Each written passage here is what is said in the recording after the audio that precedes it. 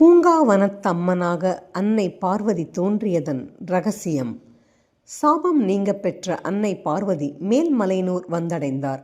மேல்மலையனூர் அப்போது மலையரசன் பட்டினம் என்று தலபுராணத்தில் உள்ளது. மலையரசன் பட்டினத்தில் மலையரசன் என்ற அரசன் ஆட்சி செய்து கொண்டிருந்தான்.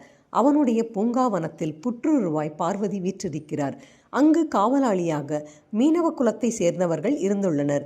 திடீரென உருவான புற்றுக்கு அந்த மீனவர்கள் மஞ்சள் குங்குமம் வைத்து புடவை சாற்றி தீபமேற்றி வழிபட்டு வருகின்றனர். இந்த விஷயம் மன்னனின் காதுக்கு எட்டுகிறது. அந்த புற்றை இடித்து அப்புறப்படுத்துமாறு கூறுகிறார். மீனவர்கள் எவ்வளவோ தடுத்தும் கேட்காமல் புற்றை இடிக்க கடப்பாறையை ஓங்கியவுடன் திடீரென பூதகணங்கள் உருவாகி அங்கிருந்தவர்களை, அதாவது மன்னன், மீனவர், காவலாளிகளை தவிர மற்றவற்றை மறைய செய்து விடுகின்றன. இதனால் அதிர்ச்சி அடைந்த மலையரசன் தன் தவறை மன்னிக்குமாறு அந்த புற்றின் கீழ் மண்டியிட்டு வணங்கினான். அதிலிருந்து பூங்காவனத்தம்மனாக அன்னை பார்வதி தோன்றி, ஈசனின் சாபத்தை போக்கவே நான் இங்கு வந்து தங்கியிருக்கிறேன். என்னை நம்பி வருவோர்க்கு வேண்டிய வரங்களை அளிப்பேன் என்று கூறி மன்னனுக்கு ஆசி வழங்கி மறைந்தார். அன்றிலிருந்து மீனவ பரம்பரையினரே அந்த கோவிலில் பூஜை செய்து வருகின்றனர்.